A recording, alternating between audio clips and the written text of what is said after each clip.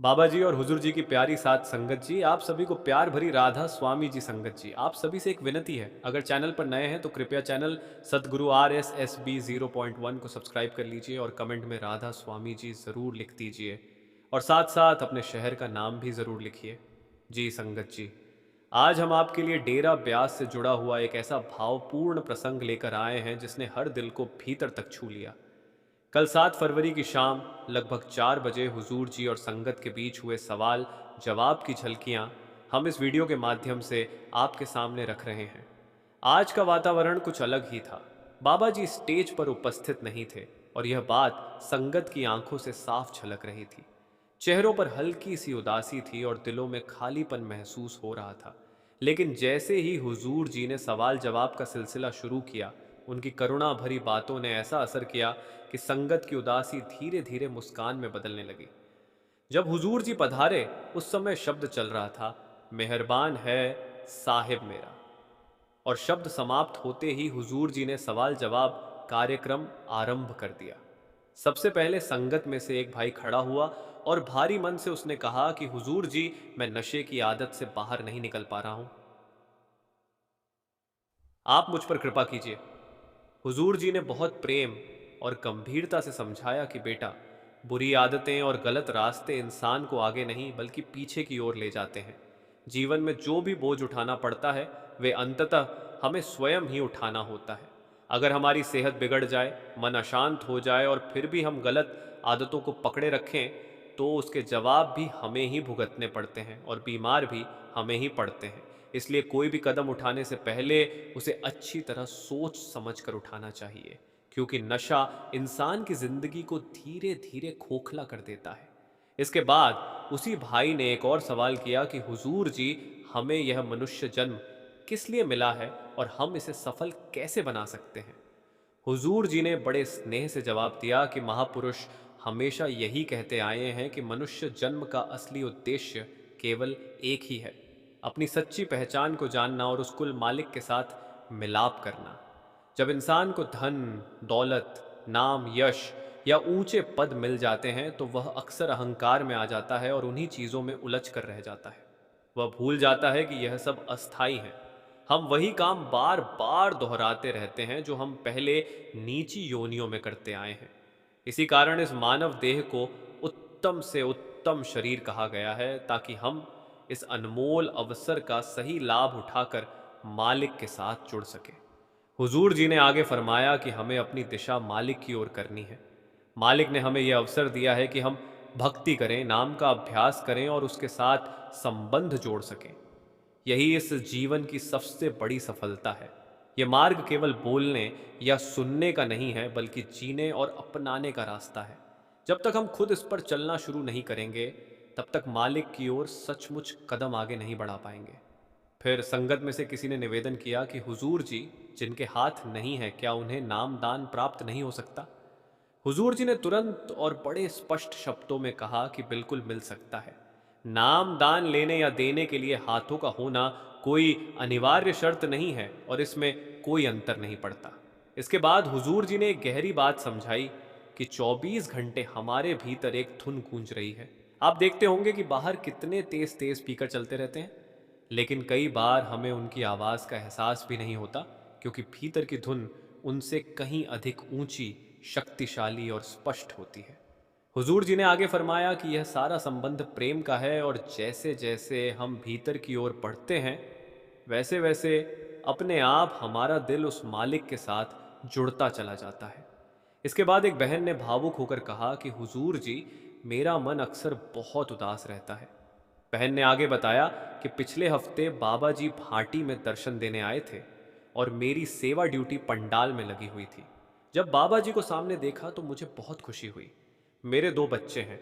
एक बच्चे को नामदान मिल चुका है और वह मेरे साथ रहता है। आंखों में आंसू लिए बहन जी ने निवेदन किया कि हुजूर जी, मेरा दूसरा बच्चा मुझसे दूर रहता है, उस पर भी आप कृपा करें। हमारे घर का माहौल कई बार ठीक नहीं रहता और इसी वजह से हम हमेशा चिंता में डूबे रहते हैं। हुजूर जी ने बड़े स्नेह और धैर्य से जवाब दिया कि बेटा, हमें बेकार की चिंताओं अपने मन में जगह नहीं देनी चाहिए।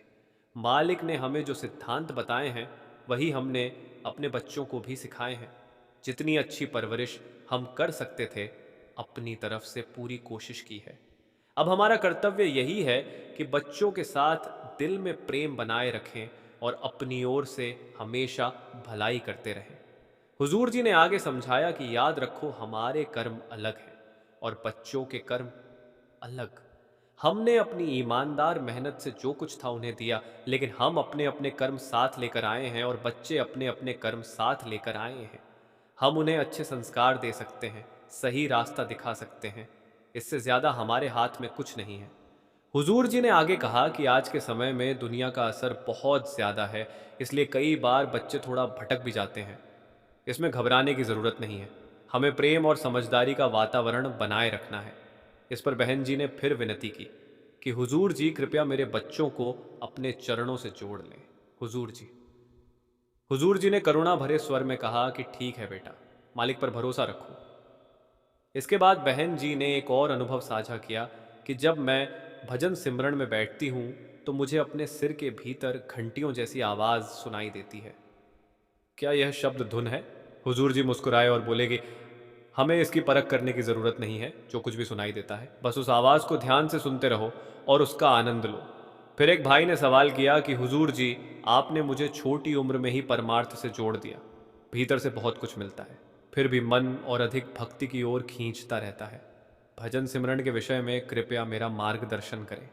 हुजूर जी ने प्रेम से जवाब दिया कि बेटा, जो विधि बताई गई है हमें बस उसी का पालन करना है। हमें यह देखने या जांचने में नहीं पड़ना कि कौन से दृश्य आएंगे या कौन से नहीं। जो कुछ भी मिल रहा है उसे मालिक की मेहर समझकर स्वीकार करो।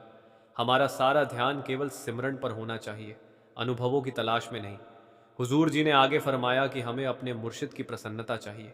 जो कुछ भी मालिक की तरफ से मिलता है उसे सरल मन से स्वीकार करो और अपने भीतर समेटो। जैसे अगर कोई व्यक्ति अपनी ज़रूरत से अधिक भोजन कर ले और उसे पचा ना पाए तो उल्टी हो जाती है और नुकसान उसी को उठाना पड़ता है। ठीक उसी तरह आध्यात्मिक रूप से जो भी अनुभव या कृपा मिलती है उसे धीरे धीरे आत्मसात करना चाहिए। फिर उस भाई ने निवेदन किया कि हुजूर जी, ऐसा कहा जाता है कि जिस गुरु से हमने नाम लिया होता है अंतिम समय में उसी का स्वरूप दिखाई देता है। क्या मेरे अंतिम समय में आपके और बाबा जी दोनों के दर्शन हो सकते हैं? इस पर हुजूर जी ने बड़े सहज भाव से जवाब दिया कि बेटा, इन बातों में उलझने की जरूरत नहीं है। हमारा काम सिर्फ भजन सिमरन करना और मुर्शिद की रजा में रहना है। हुजूर जी ने आगे समझाया कि मालिक सबको लेने आता है, लेकिन उसे वही पहचान पाता है जिसने भजन सिमरन करके मालिक के साथ अपना रिश्ता जोड़ा होता है। फिर हुजूर जी ने कहा कि बेटा, ये तो बस कहने का तरीका है कि एक आएगा या दो आएंगे। हमें इन विचारों में फंसना नहीं चाहिए। इसके बाद हुजूर जी उस भाई की ओर देखकर मुस्कुराए और बोले कि तुमने जूते बड़े अच्छे पहन रखे हैं। संत महापुरुष एक नज़र में ही पहचान लेते हैं कि इंसान किस राह पर चल रहा है। हुजूर जी ने हंसते हुए आगे कहा कि जूते भी अच्छे हैं, स्वेटर भी बढ़िया है और चश्मा भी बिल्कुल बाबा जी जैसा लगाया हुआ है। लगता है तुम बाबा जी की नकल कर रहे हो। उस भाई ने नम्रता से जवाब दिया कि जी हुजूर जी, मैं अपने आदर्शों की नकल करता हूँ। इस पर हुजूर जी ने प्रेम से जवाब दिया कि बेटा, आदर्शों की नकल बाहर से नहीं भीतर से करनी चाहिए। हमें बाहरी दिखावे की नकल छोड़कर अपने अंदर प्रेम और विनम्रता पैदा करनी है। अगर हम केवल ऊपर ऊपर से नकल करेंगे तो हमारे भीतर यह अहंकार आ जाएगा कि हम बाबा जी को फॉलो कर रहे हैं। ऐसी सोच से हमें बचना चाहिए। इसके बाद एक बहन ने अपनी व्यथा रखी कि हुजूर जी, मेरी ज़िंदगी में बहुत उतार चढ़ाव चल रहे हैं। मुझे दो बच्चों की जिम्मेदारी मिली है और समझ नहीं आता कि क्या करूं। हुजूर जी ने स्नेहपूर्वक जवाब दिया कि बेटा, अपनी बातें बड़ों और समझदार लोगों के साथ साझा किया करो। जो लोग सही सलाह दें उनकी बात ध्यान से सुनो, फिर जो कदम तुम्हें भीतर से सही लगे वही उठाओ। हुजूर जी ने आगे कहा कि हमारे जीवन में जो कुछ भी घटित होता है वह हमें कुछ ना कुछ सिखाने के लिए ही होता है, ताकि हम अपनी जिंदगी को पहले से बेहतर बना सकें। वह बहन फिर विनम्रता से बोली कि तो हुजूर जी, अब मुझे क्या करना चाहिए? हुजूर जी ने पहले की बात दोहराते हुए कहा कि बेटा, बड़ों से सलाह लो, समझदार लोगों से मार्गदर्शन लो और उसी के अनुसार कदम उठाओ। फिर बहन ने अपने मन की स्थिति बताते हुए कहा कि मेरे भीतर बहुत द्वंद्व चलता रहता है। मन कहता है कि मैं उस ओर ना जाऊं और दिल भी वहां जाने के लिए तैयार नहीं होता। हुजूर जी ने शांत भाव से जवाब दिया कि अगर दिल ही किसी दिशा में जाने को तैयार नहीं है तो फिर वहां जाने की ज़रूरत ही क्या है, और उस विषय में बार बार सोचने की भी कोई आवश्यकता नहीं। हुजूर जी ने आगे कहा कि अपने पैरों पर स्वयं खड़े होना सीखो, खुद को मजबूत बनाओ और आगे बढ़ते रहो। इसके बाद बहन ने एक और बात रखी कि हुजूर जी, जब मैं भजन सिमरन में बैठती हूँ तो मुझे बहुत नींद आने लगती है। हुजूर जी मुस्कुराए और बोले कि इसे तो स्वर्ग की नींद कहा जाता है। नींद तभी आती है जब मन को कुछ शांति मिल रही होती है। लेकिन सही तरीका यह है कि भजन सिमरन से पहले हम 6-7 घंटे की अच्छी नींद लें, ताकि आराम से बैठकर अभ्यास कर सकें। यह अनुशासन का मार्ग है। आजकल लोग पूरी रात मोबाइल में लगे रहते हैं और सुबह कहते हैं कि हमसे भजन नहीं होता। इसलिए अपनी दिनचर्या को सुधारना बहुत ज़रूरी है। फिर एक बहन खड़ी हुई और मुस्कुराते हुए बोली कि हुजूर जी, आज आपने मुझे 2 तोहफे दिए हैं। हुजूर जी ने हंसकर कहा कि 2? अच्छा, यह तो बहुत अच्छी बात है। हुजूर जी के इस अंदाज को सुनकर संगत हंस पड़ी। बहन ने आगे बताया कि पहला तो आपने मुझे आज नामदान की पर्ची दी है, और दूसरा, आज आपने मुझे सवाल जवाब की पर्ची दी है। इस पर हुजूर जी ने जवाब दिया कि जिस उत्साह के साथ हम नामदान लेने आते हैं, उसी उत्साह के साथ आगे चलकर भजन सिमरन भी करना है। हमें इस मार्ग पर टिके रहना है। यह मेहनत का रास्ता है और यहाँ से पीछे हटने का विकल्प नहीं है। इसके बाद एक भाई ने कहा कि हुजूर जी, परसों आपने जयपुर में सत्संग किया था। मैंने वहाँ भी सवाल करने की कोशिश की, लेकिन मौका नहीं मिला। इसलिए मैं आपके पीछे डेरा ब्यास आ गया। यह सुनकर हुजूर जी मुस्कुरा दिए। भाई ने आगे कहा कि आज भी हम जयपुर से दौड़ते दौड़ते डेरा ब्यास पहुँचे हैं। हुजूर जी, मुझे आगे लेकर चलना। हुजूर जी हंसते हुए बोले कि मैं आगे कहाँ जा रहा हूँ? भाई बोला कि हुजूर जी, ऐसा मौका बार बार नहीं मिलता। फिर भाई ने सवाल किया कि हुजूर जी, असली सफलता क्या है? हुजूर जी ने जवाब दिया कि मन की शांति, हम जो कुछ भी करते हैं उसी शांति को पाने के लिए करते हैं। हमारा लक्ष्य यही है कि भीतर सुकून मिले। हुजूर जी ने आगे कहा कि आज के समय में अमीरों को भी देख लो, वे भी दुखी हैं। हम सोचते हैं कि अगर ऊंचा पद मिल जाए या बहुत धन मिल जाए तो सुख मिल जाएगा, लेकिन सच्चा सुख बाहर की चीज़ों में नहीं बल्कि मन की शांति में छिपा है। फिर संगत में से एक भाई ने कहा कि हुजूर जी, मेरे जीवन में बार बार इतने कष्ट क्यों आ जाते हैं? क्या यह सब मेरे पुराने कर्मों का फल है जो मुझे अब भोगने पड़ रहे हैं? हुजूर जी ने बड़े प्रेम से उसकी ओर देखा और शांत स्वर में जवाब दिया कि बेटा, इंसान का इस संसार में आना ही कर्मों के कारण होता है। अगर कर्म ही ना होते तो ना जन्म होता और ना ही मृत्यु का कोई प्रश्न उठता। सुख और दुख जीवन के दो ऐसे पहलू हैं जैसे एक ही सिक्के के दो पहलू होते हैं। आज अगर दुख का समय है तो यह मानकर चलो कि सुख का समय भी आएगा। अक्सर हम हर परेशानी को कर्मों से जोड़ देते हैं, लेकिन सच्चाई यह है कि दुख हमारे जीवन में शिक्षक बनकर आते हैं। वे हमें कुछ ना कुछ सिखाने के लिए आते हैं और हमें परिपक्व बनाने के लिए आते हैं।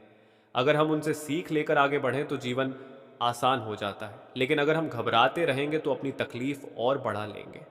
याद रखो ना, दुख हमेशा रहता है और ना सुख हमेशा टिकता है। जैसे रात कितनी भी लंबी क्यों ना हो, कुछ घंटों बाद सुबह जरूर होती है, वैसे ही आज दुख है तो कुछ समय बाद वह अपने आप चला जाएगा। हमारा काम है अच्छे कर्म करते रहना और भजन सिमरन में लगे रहना। बाकी सब मालिक पर छोड़ दो। इसके बाद उसी भाई ने एक और सवाल किया कि हुजूर जी, क्या कारोबार और आध्यात्म एक साथ चल सकते हैं? हुजूर जी मुस्कुराए और बोले कि बेटा, क्या किसी ने तुमसे कभी कहा है कि परमार्थ के रास्ते पर चलने के लिए काम धंधा छोड़ देना चाहिए? सांसारिक जिम्मेदारियों की अपनी जगह है और परमार्थ की अपनी। कारोबार की ड्यूटी अलग है और आत्मिक उन्नति की ड्यूटी अलग। दोनों को संतुलन के साथ निभाया जा सकता है। फिर उस भाई ने संकोच से कहा कि हुजूर जी, कभी कभी कारोबार में ऐसी परिस्थितियां बन जाती हैं कि अनचाहे ही झूठ बोलना पड़ जाता है। भले ही उस झूठ से किसी का नुकसान ना हो, फिर भी मन परेशान रहता है। हुजूर जी ने जवाब दिया कि बेटा, अपनी तरफ से हमेशा पूरी कोशिश करो कि झूठ ना बोलो। किसी का नुकसान हो या ना हो यह दूसरी बात है, लेकिन मालिक तो हमसे हर बात का हिसाब लेगा। इसलिए जितना संभव हो सच के रास्ते पर चलो, ईमानदारी से काम करो और किसी के साथ गलत व्यवहार मत करो। फिर संगत में से एक बहन ने कहा कि हुजूर जी, मुझे हमेशा आने वाले समय की चिंता सताती रहती है। पता नहीं आगे चलकर मेरे बच्चे मेरा सहारा बनेंगे या मुझे अकेला छोड़ देंगे। आजकल समाज में ऐसे कई मामले देखने को मिलते हैं जिन्हें देखकर मन घबरा जाता है और सोचती हूँ कि जब मैं बूढ़ी हो जाऊंगी तब मेरा क्या होगा। हुजूर जी ने करुणा भरे स्वर में जवाब दिया कि बहन जी, अगर आप कल की चिंता आज से ही करने लगेंगी तो अपना आज भी खराब कर लेंगी। बच्चों को अच्छे संस्कार देना हमारे हाथ में है और वही हमारी जिम्मेदारी है। आगे क्या होगा और कैसे होगा यह मालिक पर छोड़ दो। मालिक कभी किसी के साथ अन्याय नहीं करता। इसके बाद संगत में से एक बहन ने हाथ जोड़कर निवेदन किया कि हुजूर जी, कुछ लोग कहते हैं कि सत्संग सुनने के साथ साथ मंदिर जाना भी जरूरी है। क्या हमें नियमित रूप से मंदिर जाना चाहिए? हुजूर जी ने बड़े शांत भाव से जवाब दिया कि बेटा, पहले यह समझो कि मंदिर असल में होता क्या है। ईंट और सीमेंट से बनी इमारत को इंसान ने इसीलिए खड़ा किया था ताकि वहां जाकर शांति से बैठ सके, एकांत पाए और मालिक का स्मरण कर सके, ध्यान लगा सके। लेकिन आजकल इंसान वहां जाकर कुछ सीखने की बजाय केवल माथा टेकता है, घंटी बजाता है और लौट आता है और मन ही मन समझ लेता है कि भक्ति हो गई। सच्चाई यह है कि असली मंदिर बाहर नहीं, हमारे भीतर है। मंदिर का अर्थ है मन के अंदर का पवित्र स्थान। मालिक की खोज हमें किसी बाहरी भवन में नहीं बल्कि अपने ही मन के भीतर करनी है। हाँ, बाहरी मंदिरों में जाना गलत नहीं है। आप खुशी से जा सकते हो, लेकिन वहां से कुछ सीखो। महापुरुषों के जीवन और उनकी शिक्षाओं को याद करो। इससे वातावरण शुद्ध होता है और भजन सिमरन में मन लगना आसान हो जाता है। फिर उसी बहन ने एक और सवाल किया कि हुजूर जी, मेरे कुछ जानने वाले कहते हैं कि जिसने गंगा स्नान नहीं किया उसे मुक्ति नहीं मिल सकती। क्या यह बात सच है? हुजूर जी ने जवाब दिया कि बेटा, हमें किसी की आस्था या विश्वास पर उंगली नहीं उठानी चाहिए। अगर किसी का विश्वास बाहरी स्नान में है तो वह उसकी अपनी सोच और भावना है। बहुत पुराने समय में यह परंपरा इसलिए शुरू हुई थी कि लोग सुबह बहुत जल्दी उठकर नदी में स्नान करते थे। इससे शरीर में ताजगी आ जाती थी और ध्यान लगाना आसान हो जाता था। लेकिन समय के साथ लोग इस बात को भूल गए कि उद्देश्य क्या था और सिर्फ नदी में स्नान करने को ही असली भक्ति मान बैठे। इसके बाद एक भाई ने पूछा कि हुजूर जी, क्या अमीर बनना गलत है? हुजूर जी ने जवाब दिया कि बेटा, अगर कोई इंसान ईमानदारी से मेहनत करके धन कमाता है तो इसमें कोई बुराई नहीं है। लेकिन अगर शॉर्टकट अपनाकर या बेईमानी से पैसा कमाया जाए तो चाहे कितनी भी दौलत इकट्ठी कर लो, भीतर शांति कभी नहीं मिलेगी। जीवन चलाने के लिए जितना आवश्यक होता है उतना मालिक हर किसी को देता है। जब इंसान लालच में आकर गलत रास्ता पकड़ लेता है तो अंदर का सुकून खत्म हो जाता है। इसलिए बाबा जी बार बार समझाते हैं कि ईमानदारी से कमाया हुआ एक रुपया बेईमानी से कमाए गए लाखों रुपयों से कहीं ज्यादा कीमती होता है। फिर संगत में से एक बहन ने विनम्रता से कहा कि हुजूर जी, सत्संग में अक्सर सुनते हैं कि मालिक को देखा जा सकता है, उसका एहसास किया जा सकता है। तो मालिक दिखने में कैसा है? मेरे मन में यह जानने की बहुत तड़प है। हुजूर जी मुस्कुराए और बोले कि बीवी जी, मालिक का ना कोई रंग है, ना कोई रूप, ना कोई नाम और ना कोई आकार। मालिक शब्द के रूप में हमारे भीतर विराजमान है। मालिक को देखा नहीं बल्कि महसूस किया जाता है और इसके लिए मेहनत करनी पड़ती है। जब इंसान पहले खुद को पहचान लेता है कि वह वास्तव में कौन है, तभी उसे यह एहसास होता है कि मालिक है और वही हर पल उसकी संभाल कर रहा है। हमारी आत्मा उसी परमात्मा का अंश है। आज हमारा ध्यान बाहर की दुनिया में उलझा हुआ है, इसलिए मालिक हमारे अंदर होते हुए भी हम उसे पहचान नहीं पाते। संत महापुरुष इसलिए समझाते हैं कि अपने ध्यान को बाहर से खींचकर अंदर की ओर ले आओ, तभी मालिक का सच्चा एहसास हो सकेगा। आपको प्रेम पूर्वक सूचित करना है कि कल दिन शनिवार को शाम 4 बजे ब्यास में एक बार फिर सवाल जवाब का कार्यक्रम आयोजित किया जाएगा। यदि बाबा जी की कृपा हुई तो कल के सवाल जवाब सत्संग की झलक और मुख्य बातें हम आप सबके साथ अवश्य साझा करेंगे। गुरु प्यारी साध संगत जी, आप सभी को प्यार भरी राधा स्वामी जी संगत जी। बाबा जी फरमाते हैं, इस संसार में कोई भी आंसू व्यर्थ नहीं जाता। जो आंसू बाबा जी के चरणों में गिरता है वही आंसू एक दिन मोती बन जाता है। आज की महासाखी एक ऐसी बेटी की है जिसके पास संसार में कुछ भी नहीं था, पर उसके पास बाबा जी का नाम था, और जहां नाम होता है वहां हार नहीं होती। साध संगत जी, तो चलिए शुरू करते हैं। बहुत समय पहले की बात है। एक सूखे से गांव में एक गरीब किसान रहता था। उसकी एक ही संतान थी, बेटी। नाम था उसका कमली। कमली बचपन से ही अलग स्वभाव की थी। जब दूसरे बच्चे खेलते, कमली मंदिर में बैठी बाबा जी का नाम जपती। लोग कहते, इतनी छोटी उम्र में भक्ति क्यों करती है? कमली मुस्कुराकर कहती, मुझे बाबा जी अच्छे लगते हैं। जब कमली 5 वर्ष की थी तब उसकी माँ संसार छोड़ गई। उस दिन कमली ने अपनी माँ को जाते देखा। माँ की ठंडी होती हथेली पकड़कर वो बोली, माँ मुझे छोड़कर मत जाओ। पर माँ जा चुकी थी। उस रात कमली पहली बार फूट फूट कर रोई। वो मंदिर गई और बाबा जी की मूर्ति के सामने बैठकर बोली, बाबा जी अब मेरी माँ आप हो। और तभी से कमली ने बाबा जी को अपना सब कुछ मान लिया। समय बीतता गया, कमली बड़ी होने लगी। वो सुंदर भी थी, संस्कारी भी, और सबसे बड़ी बात धैर्यवान भी। वो सुबह जल्दी उठती, पिता के साथ खेत जाती, पानी भरती, चारा काटती और रात को बाबा जी का नाम जपती। उसका जीवन कठिन था, पर मन बहुत शांत था। एक दिन राजा का बेटा शिकार खेलने गांव आया। घोड़ा चमचमाता हुआ, कपड़े रेशमी और आंखों में घमंड। उसकी नज़र कमली पर पड़ी। कमली उस समय खेत में काम कर रही थी। राजकुमार ने मुस्कुराकर कहा, ये लड़की मेरे महल चलोगी? कमली ने सिर झुकाकर कहा, महाराज मैं गरीब हूं पर बेइज्जत नहीं। यह सुनते ही राजकुमार का चेहरा गुस्से से लाल हो गया।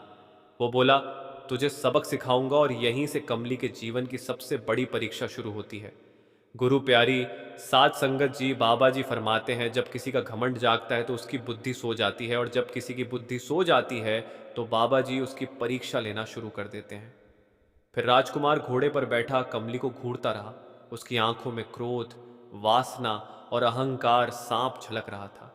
कमली ने नजरें झुका ली, पर उसका दिल तेज तेज धड़क रहा था। वो मन ही मन बोली, बाबा जी मेरी रक्षा करना। राजकुमार ने फिर कहा, तू जानती है मैं कौन हूं?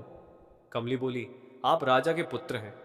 राजकुमार हंसा और बोला, और तू जानती है कि राजा के पुत्र की बात कौन टाल सकता है? कमली ने धीमे स्वर में कहा, जो बाबा जी पर विश्वास करता है वही टाल सकता है। यह सुनकर राजकुमार के भीतर जैसे और ज्यादा आग लग गई हो। वो दांत पीसते हुए बोला, तू मुझे चुनौती दे रही है? कमली शांत होकर बोली, मैं किसी को चुनौती नहीं देती, मैं बस सच बोलती हूँ। राजकुमार ने अपना घोड़ा घुमाया और जाते जाते बोला, याद रखना मैं केवल तुझसे ही विवाह करूंगा और बीच रास्ते छोड़ दूंगा। ना तू सुहागन रहेगी और ना ही कुंवारी। इतना कहकर वो घोड़े को ऐड लगाकर चला गया। कमली वहीं खड़ी कांपती रही। उसकी आंखों से आंसू बहने लगे। वो सीधे मंदिर पहुंची और बाबा जी की मूर्ति के सामने बैठ गई। उसने दीपक जलाया और हाथ जोड़कर बोली, बाबा जी मेरे पास कोई नहीं है, सिर्फ आप हो। अगर मेरी किस्मत में दुख है तो मुझे सहन करने की शक्ति देना, पर मेरी इज्जत बचा लेना बाबा जी। उस रात कमली को नींद नहीं आई। उधर राजमहल में राजकुमार भी बेचैन था, पर उसकी बेचैनी पश्चाताप की नहीं बल्कि घमंड की थी। वो अपने मित्र से बोला, उस गांव की लड़की मुझे नीचा दिखा गई। अब मैं उसे दिखाऊंगा कि राजा का बेटा क्या कर सकता है। मित्र ने पूछा, क्या करेगा? राजकुमार बोला, पिता से उसका रिश्ता मंगवाऊंगा और विवाह के बीच में ही उसे छोड़ दूंगा। अगली सुबह राजा के पास रिश्ते का संदेश भिजवा दिया गया। राजा ने सोचा कि राजकुमार की पसंद है तो ठीक ही होगा। जब कमली के पिता को राजमहल से संदेश मिला तो उनके पैरों तले जमीन खिसक गई।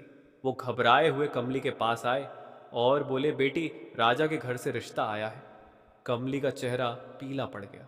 वो सब समझ गई, फिर भी बोली, पिताजी जो बाबा जी की मर्जी होगी वही होगा।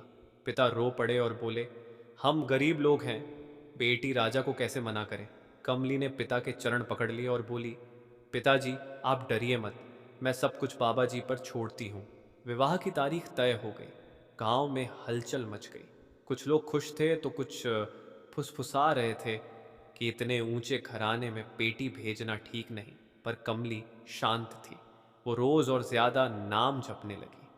विवाह से एक रात पहले कमली ने एक सपना देखा। उसने देखा कि एक तेज प्रकाश है और उस प्रकाश में बाबा जी खड़े हैं। बाबा जी ने कहा, डर मत बेटी, जो होगा तेरे भले के लिए होगा। कमली की नींद खुल गई और उसके चेहरे पर एक अद्भुत शांति थी। अगले दिन बारात आई। ढोल बजे, बाजा बजा और लोग नाचे, पर कमली का मन बाबा जी में लगा था। मंडप सजा और फेरे शुरू हुए। पहला फेरा, दूसरा फेरा और फिर तीसरा फेरा। राजकुमार शांत था। पर उसकी आंखों में एक कुटिल मुस्कान थी। चौथे फेरे के समय वो अचानक गिर पड़ा। शोर मच गया कि राजकुमार को दौरा पड़ गया है। मित्रों ने उसे उठाया और पालकी में डालकर ले जाने लगे। पर संगत जी कमली मूर्ख नहीं थी। उसे बाबा जी ने पहले ही सावधान कर दिया था। उसी क्षण उसने चुपके से राजकुमार की तलवार उठा ली। बारात चली गई और गांव में सन्नाटा छा गया। लोग रो रहे थे, पर कमली ने किसी को कुछ नहीं बताया। वो मंडप में बैठी और उसने तलवार को अपने सामने रखा। तलवार को साक्षी मानकर उसने बाकी के फेरे पूरे कर लिए। कमली ने मन ही मन कहा, बाबा जी अब सब आपके हाथ में है। गुरु प्यारी साध संगत जी, बाबा जी फरमाते हैं जो इंसान सब कुछ बाबा जी पर छोड़ देता है उसका बोझ बाबा जी स्वयं उठा लेते हैं, और जिसे दुनिया ठुकरा देती है उसे बाबा जी गले लगा लेते हैं। बारात जा चुकी थी और गांव में सन्नाटा था। कमली के पिता जमीन पर बैठकर रो रहे थे। लोग तरह तरह की बातें कर रहे थे। कोई कहता बेचारी की किस्मत फूट गई, तो कोई कहता राजा का बेटा धोखेबाज निकला। पर कमली शांत बैठी थी। उसके चेहरे पर एक भी आंसू नहीं था। उसकी आंखों में केवल बाबा जी का नाम था। फिर रात हो गई। कमली अपने पिता के पास आई और धीरे से बोली, पिताजी, अब मैं यहाँ नहीं रह सकती। पिता चौंक गए और बोले, क्यों बेटी? कमली बोली, लोग रोज बातें करेंगे, आपको ताने मारेंगे। मैं नहीं चाहती कि मेरे कारण आपकी इज्जत जाए। पिता फूट फूट कर रो पड़े और बोले, तो तू कहाँ जाएगी? कमली बोली, जहाँ बाबा जी ले जाएंगे। उस रात कमली ने थोड़ा सा अन्न, एक लोटा पानी और बाबा जी की तस्वीर एक पोटली में बांधी। उसने पिता के चरण छुए और बोली, पिताजी मुझे आशीर्वाद दीजिए। पिता ने कांपते हाथों से उसके सिर पर हाथ रखा और बोले, बेटी, जहां भी रहना बाबा जी का नाम मत छोड़ना। कमली बोली, यही मेरी सांस है पिताजी। अंधेरी रात में कमली गांव छोड़कर निकल पड़ी। ना कोई ठिकाना, ना कोई सहारा, बस बाबा जी का आसरा। रास्ते में जंगल था और तेज हवा चल रही थी। डर लग रहा था तो कमली रुक गई और हाथ जोड़कर बोली, बाबा जी आप साथ हो ना? तभी उसे झाड़ियों के पीछे एक हल्की रोशनी दिखाई दी। वो आगे बढ़ी तो वहां एक छोटा सा पुराना आश्रम था। वहां दीपक जल रहा था और एक बूढ़े संत धनी के पास बैठे थे। उन्होंने आंखें खोली और कमली को देखते ही बोले, आ गई बेटी। कमली चौंक गई और बोली, बाबा जी आप मुझे जानते हो? संत मुस्कुराए और बोले, जो बाबा जी का होता है उसे बाबा जी के संत पहचान लेते हैं। कमली फूट फूट कर रो पड़ी और उसने सारी कहानी सुना दी। संत ने कहा, बेटी तूने तलवार को साक्षी मानकर फेरे पूरे किए हैं। तू विधवा नहीं है, तू सुहागन है। कमली सन्न रह गई। संत बोले, पर अभी समय है, तुझे धैर्य रखना होगा। संत ने उसे आश्रम में रहने दिया। कमली सेवा करने लगी। वो झाड़ू लगाती, पानी भरती, भोजन बनाती और हर काम के साथ नाम जपती। उधर राजमहल में राजकुमार ऐश में डूबा हुआ था। वो समझ रहा था कि उसने कमली को मिटा दिया, पर बाबा जी चुप थे। और जब बाबा जी चुप होते हैं तो बड़ी लीला रचते हैं। एक दिन संत ने कमली से कहा, बेटी अब समय आ गया है तुझे संसार में उतरने का। कमली बोली, बाबा जी जैसा आप कहें। संत ने उसे साधारण कपड़े दिए और आशीर्वाद दिया कि तू दूध और दही बेचकर जीवन शुरू करेगी। कमली पास के नगर पहुंची। उसने कुछ गाय खरीदी। वो खुद चारा काटती और खुद दूधती। पर हर सुबह दूधते समय वो कहती, बाबा जी मेहनत मेरी और बरकत आपकी। धीरे धीरे उसका दूध और दही सबसे उत्तम होने लगा। लोग दूर दूर से उसे खरीदने आने लगे। एक दिन वही राजकुमार उस नगर से गुजरा। उसके सेवक ने कमली की दही खरीदी। राजकुमार ने जैसे ही उसे चखा, उसकी आंखें चमक उठी। उसने कहा, ऐसी दही मैंने कभी नहीं खाई। और यहीं से भाग्य का पहिया धीरे धीरे घूमने लगा। गुरु प्यारी साध संगत जी, बाबा जी फरमाते हैं, जो दूसरों को दुख देता है वह अपने लिए दुख बोता है, और जो चुपचाप सहन करता है उसके लिए बाबा जी न्याय बोते हैं। राजकुमार के हाथ में दही का कटोरा था। वो बार बार स्वाद ले रहा था। उसने सेवक से बोला, यह दही कहाँ से लाए? सेवक बोला, महाराज नगर की एक युवती बेचती है। वो हर सुबह चौक में बैठती है। राजकुमार का मन अजीब बेचैनी से भर गया। उसने कहा, कल मुझे वहीं ले चलना। अगली सुबह राजकुमार साधारण वस्त्र पहनकर चौक पहुंचा। कमली अपना सिर ढके बैठी थी। सामने दही के मटके थे। राजकुमार उसे देखता रह गया। वो पहचान न सका कि यह वही लड़की है जिसे उसने अपमानित किया था। पर उसके हृदय में खिंचाव जाग उठा। राजकुमार बोला, मुझे दही चाहिए। कमली ने दही दी। राजकुमार ने हाथ बढ़ाकर सिक्के देने चाहे। कमली बोली, दाम बाद में, पहले दही खाइए। यह सुनकर राजकुमार और भी चौंक गया। कुछ दिनों तक राजकुमार रोज आने लगा दही लेने के बहाने। कमली बिल्कुल शांत रहती, ना कोई मुस्कान और ना कोई फालतू बातचीत, पर उसके मन ही मन बाबा जी का नाम चलता रहता। एक दिन राजकुमार बोला, तुम्हारा नाम क्या है? कमली बोली, कौशल्या। यह उसका बदला हुआ नाम था। राजकुमार बोला, तुम बहुत अलग हो। कमली बोली, हर इंसान अलग होता है। धीरे धीरे राजकुमार का घमंड पिघलने लगा। उसे समझ आने लगा कि सौंदर्य से बड़ा चरित्र होता है। एक दिन राजकुमार बोला, मैं तुमसे विवाह करना चाहता हूं। कमली मन ही मन बोली, बाबा जी अब आपकी बारी है। पर ऊपर से वह बोली, मैं गरीब हूं और आप राजकुमार हैं। राजकुमार बोला, अब मैं राजकुमार नहीं, मैं एक इंसान हूं जो तुमसे प्रेम करता है। कमली चुप रही। राजकुमार को यही लगा कि उसने जीत हासिल कर ली है, पर असली खेल अभी बाकी था। कुछ महीनों बाद कमली मां बनने वाली थी। राजकुमार ने कहा, मैं तुम्हें राजमहल ले जाऊंगा। कमली बोली, नहीं, अभी समय नहीं आया। राजकुमार ने अपनी अंगूठी दी और कहा, जब भी आओ यह दिखाकर प्रवेश करना। कमली ने अंगूठी रख ली। संगत जी, यह अंगूठी बाबा जी की लिखी हुई सबसे बड़ी गवाही बनने वाली थी। यहीं से भाग्य का अगला अध्याय शुरू होता है। गुरु प्यारी साध संगत जी, बाबा जी फरमाते हैं, जिसके जीवन में नाम बस जाता है उसके जीवन में डर टिक नहीं पाता, और जिसके भाग्य में बाबा जी लिख दें उसकी कहानी दुनिया नहीं बदल सकती। समय बीतता गया। कमली अपने छोटे से घर में शांत जीवन जी रही थी। वो समझ चुकी थी कि मां बनने का समय नजदीक है, पर उसके मन में कोई घबराहट नहीं थी। हर रात सोने से पहले वह बाबा जी से कहती, जो भी होगा आपकी मर्जी से होगा। एक रात तेज बारिश हो रही थी और बिजली कड़क रही थी। कमली को प्रसव पीड़ा शुरू हो गई। वो अकेली थी। उसने जमीन पर बैठकर बाबा जी का नाम जपना शुरू किया। राधा स्वामी आंसू बहते रहे और शरीर कांपता रहा, पर होठों पर नाम बना रहा। अचानक दरवाजे पर दस्तक हुई। एक बूढ़ी दाई भीगती हुई खड़ी थी। वो बोली, बेटी, मैं रास्ता भटक गई थी, तू ठीक तो है? कमली समझ गई कि यह बाबा जी की भेजी हुई मदद थी। कुछ घंटों बाद एक तेजस्वी बालक ने जन्म लिया। बालक रोया नहीं, बस आंखें खोलकर छत की ओर देखने लगा। दाई ने कहा, बेटी, यह साधारण बच्चा नहीं है, इसके भाग्य में राजयोग है। कमली की आंखों से आंसू बह निकले। उसने कहा, बाबा जी आपका लाख लाख शुक्र है। कमली ने बच्चे का नाम रखा वीरू। वीरू बचपन से ही अलग था। जब दूसरे बच्चे खेलते, वीरू मंदिर में बैठ जाता। वो दीपक के सामने बैठकर हाथ जोड़ लेता और कभी कभी मुस्कुराने लगता, जैसे किसी को देख रहा हो। समय के साथ वीरू बड़ा होने लगा। वो बलवान भी था, बुद्धिमान भी और निडर भी, पर घमंडी बिल्कुल नहीं था। कमली उसे हमेशा कहती, बेटा, कभी किसी को कमजोर मत समझना और कभी बाबा जी का नाम मत छोड़ना। वीरू सिर झुकाकर कहता, माँ, मेरे प्राणों से प्यारा है बाबा जी का नाम। एक दिन गांव के कुछ लड़कों ने वीरू को ताना मारा और पूछा, तेरा बाप कौन है? वीरू चुप रहा, पर रात को उसने माँ से पूछा, माँ, मेरे पिता कौन है? कमली की आंखें भर आईं, पर वो बोली, बेटा, समय आने पर सब पता चलेगा। वीरू ने उस दिन बाबा जी के सामने दीपक जलाया और प्रार्थना की, बाबा जी, मुझे सच जानना है, पर मुझे गलत रास्ते पर मत जाने देना। उधर राजमहल में राजकुमार अब राजा बन चुका था, पर उसका मन अशांत था। उसे रातों को नींद नहीं आती थी। अक्सर सपने में उसे एक युवती दिखती जो उसे चुपचाप देखती रहती। वो उसे पहचान नहीं पाता था, पर डर जाता था। संगत जी, यह बाबा जी की लीला थी। बीज बोया जा चुका था और अब फसल पकने वाली थी।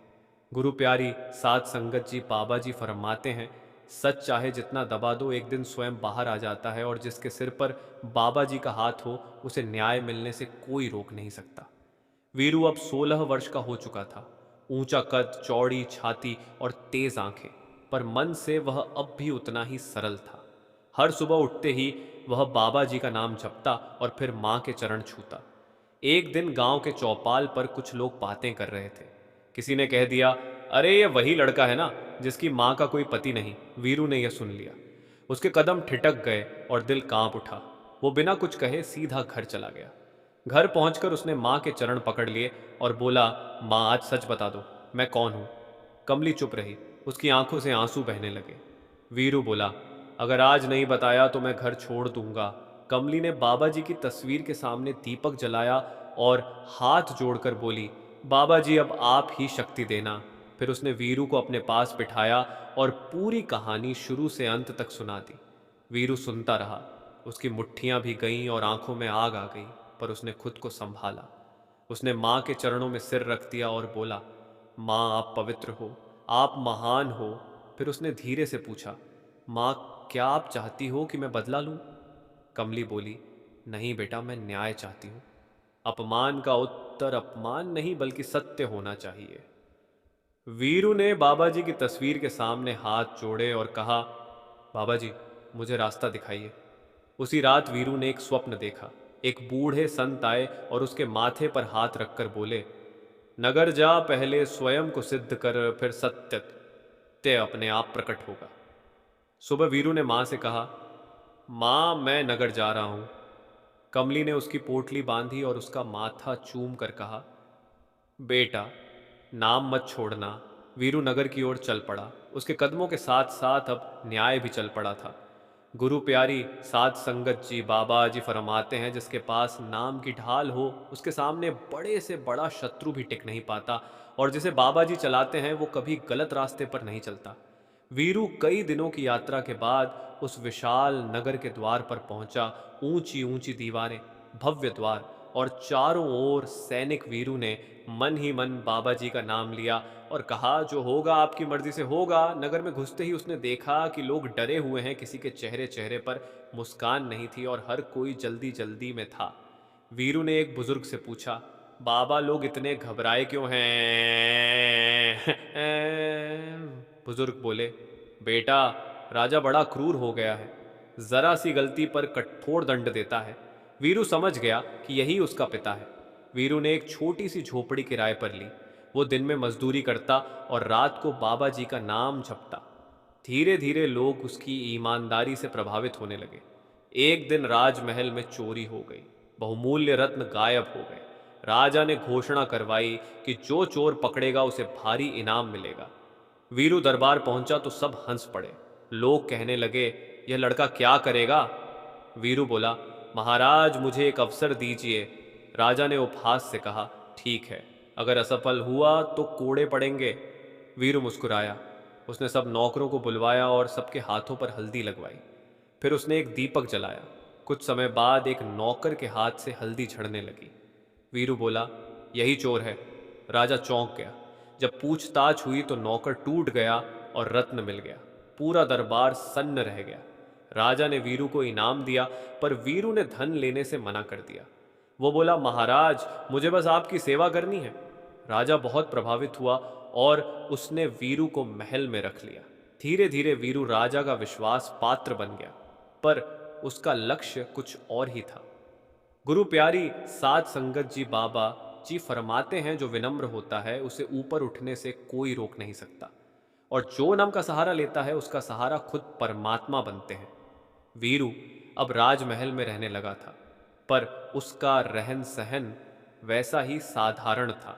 ना घमंड और ना ही कोई दिखावा। राजा रोज उसे अपने पास बुलाता और उससे सलाह लेता। धीरे धीरे राजा को लगने लगा कि यह लड़का कोई साधारण बालक नहीं है। एक दिन राजा ने वीरू से पूछा, तू कौन है? तेरे माता पिता कौन हैं? वीरू बोला, महाराज मेरी माँ गरीब है और मेरे पिता के बारे में मुझे कुछ नहीं पता।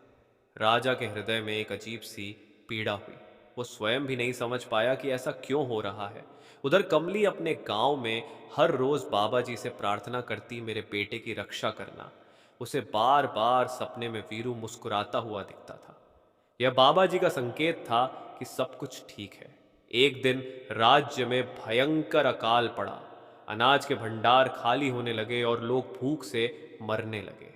राजा बहुत घबरा गया। वीरू बोला, महाराज भंडार खोल दीजिए और लोगों को मुफ्त अनाज दीजिए। मंत्रियों ने विरोध किया और बोले, राजकोष खाली हो जाएगा। वीरू बोला, प्रजा बचेगी तो ही राज बचेगा। राजा मान गया। कुछ ही महीनों में अच्छी बारिश हुई, फसल हुई और राज्य बच गया। राजा वीरू का और भी ज्यादा कायल हो गया। एक रात राजा ने एक सपना देखा। उसने देखा कि एक स्त्री रो रही है और एक युवा उसके सामने खड़ा है। वो स्त्री कह रही है, मुझे न्याय चाहिए। राजा घबरा कर नींद से जाग उठा। राजा ने वीरू को बुलाया और कहा, मुझे अजीब सपने आ रहे हैं। वीरू बोला, महाराज अब सत्य पास आ रहा है।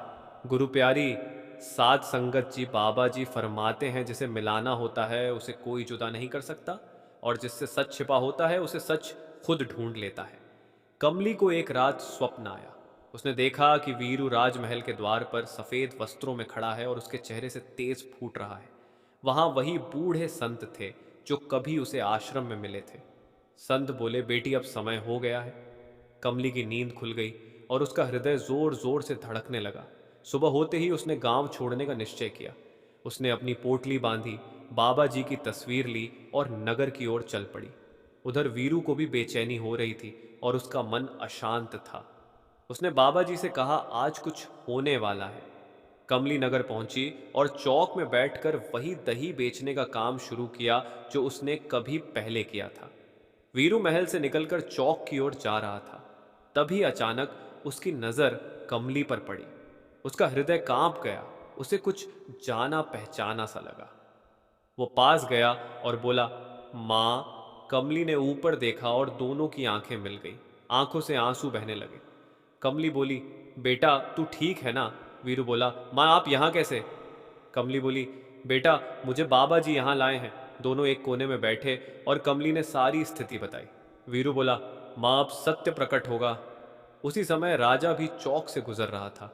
अचानक उसकी नज़र कमली पर पड़ी और उसका सिर चकरा गया। उसे वही युवती दिखी जो वर्षों पहले उसके जीवन में आई थी। राजा रुक गया और उसके हाथ कांपने लगे। गुरु प्यारी साध संगत जी बाबा जी फरमाते हैं, सच को दबाया जा सकता है पर मिटाया नहीं जा सकता, और जिस दिन सच सामने आता है उस दिन बड़े बड़े घमंड भी राख हो जाते हैं। राजा की आंखें कमली पर टिकी थी। उसका दिल जोर जोर से धड़क रहा था। वो धीरे धीरे पास आया पर उसके शब्द गले में ही अटक गए। कमली खड़ी हो गई और सिर झुकाकर बोली, महाराज मुझे पहचाना? राजा की आंखों के सामने पुराने सारे दृश्य घूम गए। वही खेत, वही मिट्टी और वही विवाह का मंडप जहां चौथा फेरा अधूरा रह गया था। राजा बोला, तुम वही हो? कमली बोली, हाँ महाराज, मैं आपकी छोड़ी हुई पत्नी हूँ। पूरी भीड़ सन्न रह गई। तभी वीरू आगे आया और बोला, और मैं आपका पुत्र हूँ। राजा यह सुनकर लड़खड़ा गया। कमली ने अपनी पोटली खोली और उसके अंदर से वही अंगूठी निकाली। उसने कहा, महाराज यह अंगूठी आपने ही दी थी। राजा ने जैसे ही वह अंगूठी देखी, उसके चेहरे का रंग उड़ गया। वो पहचान गया कि यह वही अंगूठी थी। राजा वहीं घुटनों के बल बैठ गया और उसकी आंखों से पश्चाताप के आंसू बहने लगे। वो बोला, मुझसे बहुत बड़ा पाप हो गया। वीरू ने शांति से कहा, महाराज मुझे आपसे कोई बदला नहीं चाहिए। मुझे सिर्फ अपनी माँ के लिए न्याय चाहिए। राजा भावुक होकर बोला, मैं आज ही वीरू को अपना युवराज घोषित करता हूँ और कमली को अपनी महारानी। कमली ने हाथ जोड़कर कहा, महाराज यह सब बाबा जी की ही अपार कृपा है। राजा ने सबके सामने बाबा जी के चरणों में अपना सिर झुका दिया। साध संगत जी, जहां बाबा जी की कृपा होती है वहां कभी अन्याय टिक नहीं पाता। बाबा जी फरमाते हैं, जो सहन करता है वही सबसे बड़ा विजेता होता है, और जो नाम को पकड़ लेता है उसे दुनिया की कोई शक्ति हरा नहीं सकती। राजमहल में आज विशेष तैयारी हो रही थी। नगर के हर रास्ते पर दीप जलाए गए थे। ढोल नगाड़े बज रहे थे और चारों ओर फूलों की वर्षा हो रही थी। आज वीरू का राज्य अभिषेक होने वाला था और कमली को महारानी का आसन मिलने वाला था। राजा सबके सामने खड़ा हुआ और हाथ जोड़कर बोला, मैंने अपने जीवन में सबसे बड़ा अपराध किया था। अहंकार में अंधा होकर एक निर्दोष बेटी का जीवन बर्बाद किया।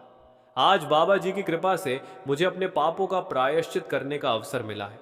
राजा ने सबके सामने कमली के चरण छुए। पूरा दरबार यह देखकर स्तब्ध रह गया।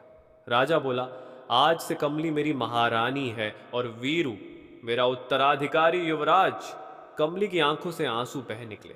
उसने बाबा जी की तस्वीर के सामने सिर झुकाया और कहा, बाबा जी यह सब आपकी ही अपार कृपा है। वीरू ने भावुक होकर कहा, माँ अगर आपने उस दिन धैर्य न रखा होता।